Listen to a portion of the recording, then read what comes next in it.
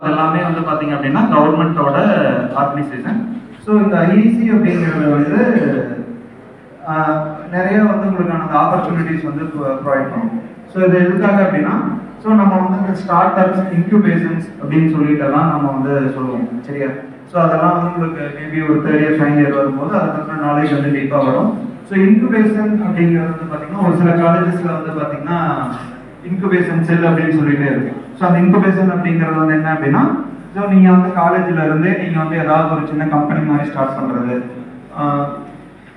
நீங்கள் ஒரு 3-4 பேர் சேர்ந்து ஒரு ஃப்ரெண்ட்ஸ் சர்க்கிள் சேர்ந்து நம்ம ஒரு ஆர்கனைசேஷன் ஸ்டார்ட் பண்ணுறது, இல்லை வெளியிலேருந்து அந்த ப்ராஜெக்ட்ஸ் எடுத்து நம்ம வந்து பண்ணுறது. ஸோ அந்த மாதிரி இதெல்லாம் வந்து இன்குபேஷன்.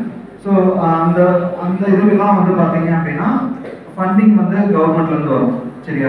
ஸோ அது பார்த்தீங்க அப்படின்னா இந்த ஐஐசி அப்படிங்கிறது வந்து ஒரு பிளாட்ஃபார்ம் மாதிரி. ஸோ அதை யூஸ் பண்ணி நீங்கள் வந்து பண்ணலாம். அண்ட் இந்த ஆக்சலரேட்டர்ஸ் இன்குபேட்டர்ஸ் அப்படிங்கிறதெல்லாம் வந்து பார்த்தீங்க அப்படின்னா they are mostly for the start ups. ஓகேவா? ஸ்டார்ட் அப் அப்படிங்கிறது வந்து பார்த்தீங்கன்னா நிறைய இடத்துல கேள்விப்பட்டிருப்பீங்க. இப்போ முடிச்ச ஒரு 2 இயர்ஸ் 3 இயர்ஸ் ஆனவங்கலாம் வந்து ஸ்டார்ட் அப் பண்ணி ஆரம்பிச்சிருக்கோம் அப்படின்லாம் சொல்லுவாங்க, சரியா?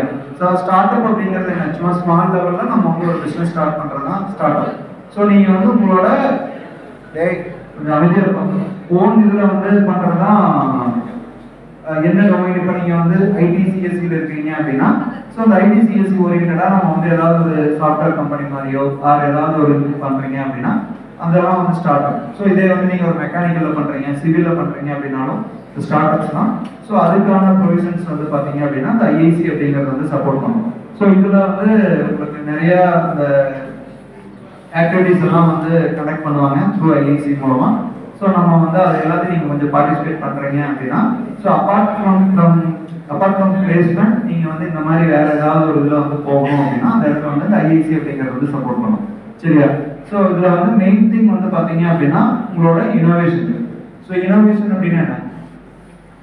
இனோவேட்டிவ் ஐடியாஸ் அப்படின்னு சொல்லி கேள்விப்பட்டிருக்கீங்களா?